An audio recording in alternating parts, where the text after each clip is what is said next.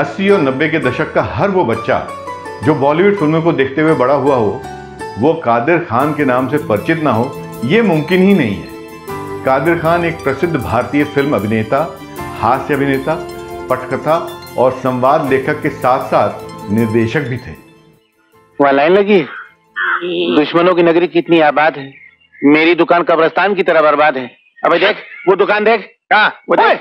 उनका जन्म 22 अक्टूबर 1935 को अफगानिस्तान के काबुल में हुआ था और वो अब्दुल रहमान और इकबाल बेगम के बेटे थे। कादिर खान की शादी अजरा खान से हुई थी, जिससे उनके 3 बेटे हैं, सरफराज, कुद्दूस खान और शहनवाज खान। कादिर खान उर्दू, हिंदी, अंग्रेजी और पश्तो भाषा में पारंगत थे। और ये है कि अभी थोड़ा सा काम करना भी पड़ेगा, इसलिए कि कुछ लोग ग्रामर भूल गए हैं हमारी, और केमिस्ट्री भी भूल गए हैं हमारी फिल्म मेकिंग की। बॉलीवुड के दिवंगत अभिनेता कादिर खान का बचपन बेहद मुश्किलों में बीता। उनके माता पिता काबुल, अफगानिस्तान के रहने वाले थे, लेकिन जब कादिर खान का जन्म हुआ तब उनके माता पिता उन्हें लेकर भारत आ गए। कादिर खान और उनका परिवार मुंबई के कमातीपुरा में आकर रुका, जहां उन्हें मुंबई की सबसे गंदी बस्ती में किराए पर 2 छोटे कमरे मिले। आज त्योहार के दिन कुछ बख्शीश हो जाए जी। बख्शीश? हाँ, अभी वसूल करता हूँ। तुम भी यार थूक में भजिया तलने चले आए हो। मेरी हालत देखो, मुझसे बख्शीश मांगना देखो। मुझे तकदीर ही नहीं बख्शा तो मैं तुम्हें बख्शीश कहां से दूं?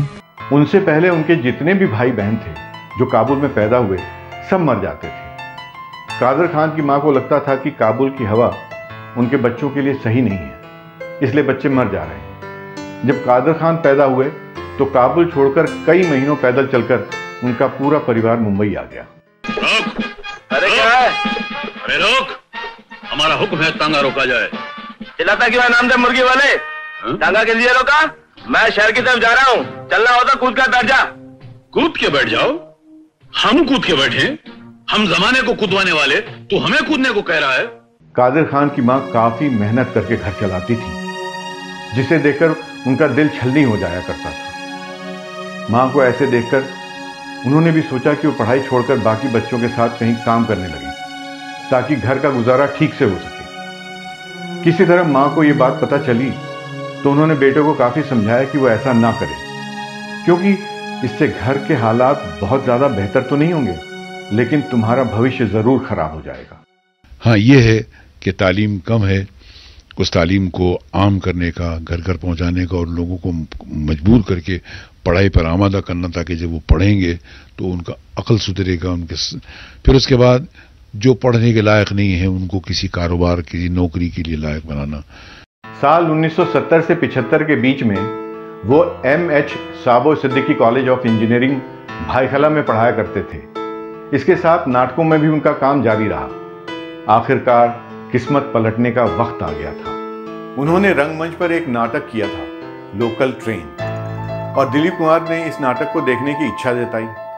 कादिर खान ने बताया कि इस नाटक को सारे अवार्ड्स मिले और इसी के साथ उस जमाने में उन्हें 1500 रुपए कैश भी मिले थे।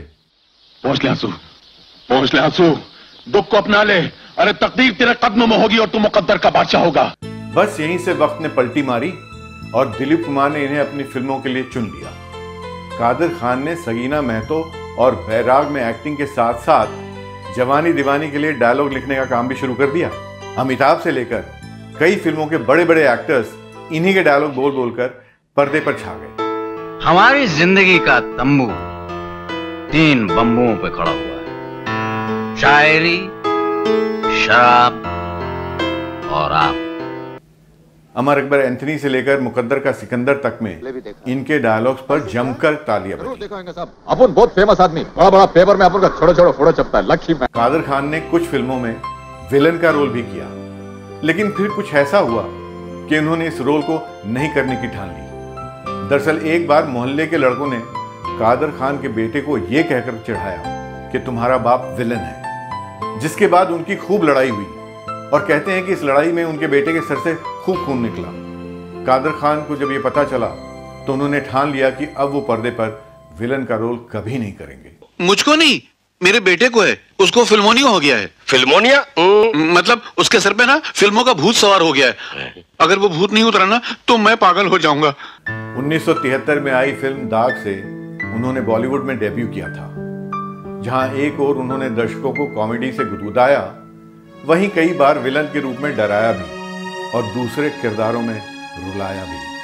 यह है वो फावड़ा जिससे वो चल चलाती धूप में नंगे पैर चलकर मिट्टी खोदता था और इस तसले में भरकर अपने सर पर उठाकर लेकर जाता था। यह उसका एक जोड़ा कपड़ा जिसे वो बरसों धो धोकर पहनता था। आज तक इसमें से उसकी मेहनत की खुशबू आती है। कादिर खान ने 300 से अधिक फिल्मों में अभिनय किया और 250 से अधिक भारतीय फिल्मों के लिए संवाद लिखे।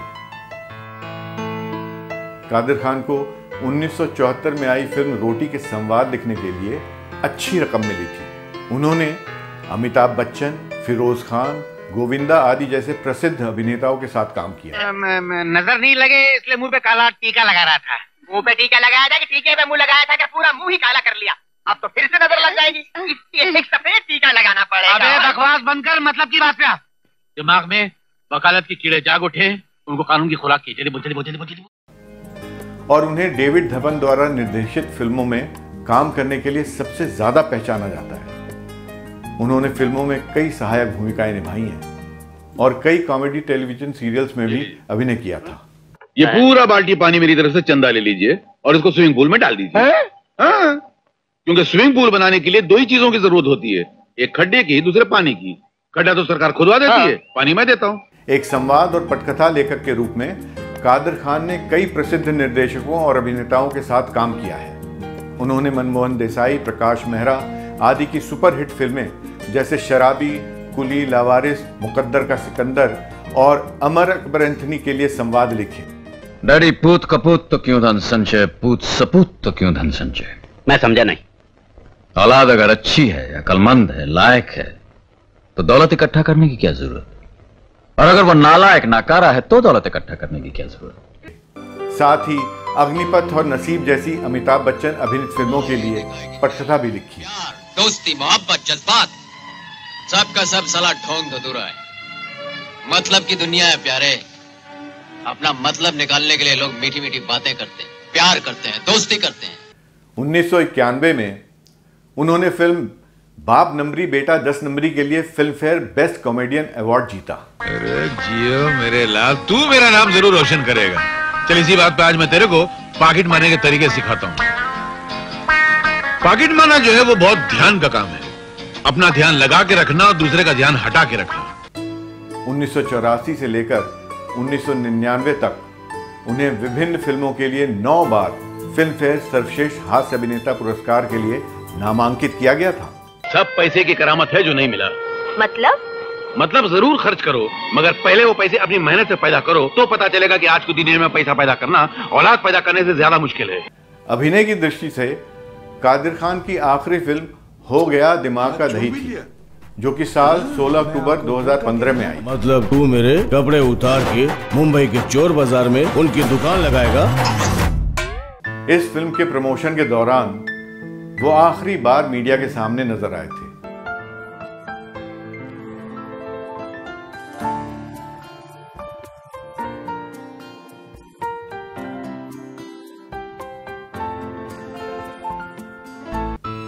इसके बाद वो किसी शो या फिर स्टेज पर नजर नहीं आए। एक इंटरव्यू में उन्होंने कहा था, अब उम्र हो चली है। 300 से भी ज्यादा हिंदी फिल्मों में काम कर चुके 81 वर्षीय कादिर खान जून 2018 से एक बीमारी से जूझ रहे थे। इस बीमारी में शरीर संतुलन खोने लगता है, जिसकी वजह से उठने, बैठने, चलने और बात करने में दिक्कत होती है।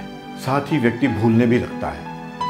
वो लंबे समय से अपने बेटे सरफराज के साथ कनाडा में रह रहे थे। 28 दिसंबर 2018 से उन्हें कनाडा के एक अस्पताल में वेंटिलेटर पर रखा गया था।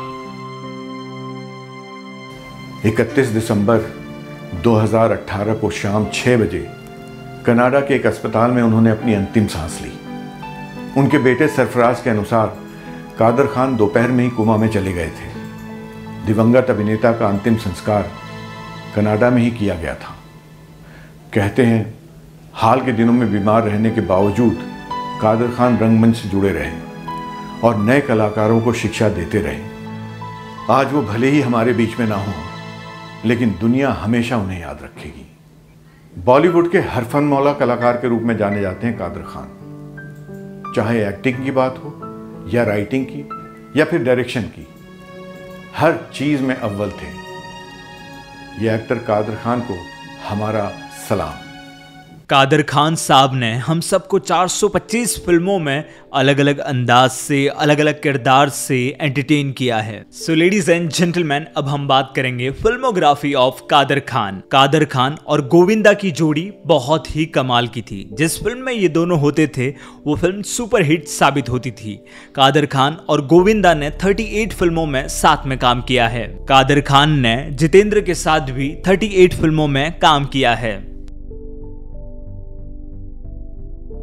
कादर खान और अमिताभ बच्चन 23 फिल्मों में साथ में नजर आए हैं।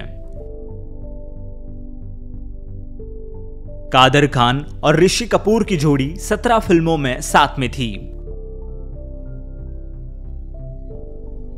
कादर खान और धर्मेंद्र ने भी 16 फिल्मों में साथ में काम किया है। कादर खान ने मिथुन चक्रवर्ती के साथ 35 फिल्मों में काम किया है। कादर खान और अनिल कपूर 15 फिल्मों में साथ में नजर आए। कादर खान और जैकी श्रॉफ ने 10 फिल्में साथ में की हैं।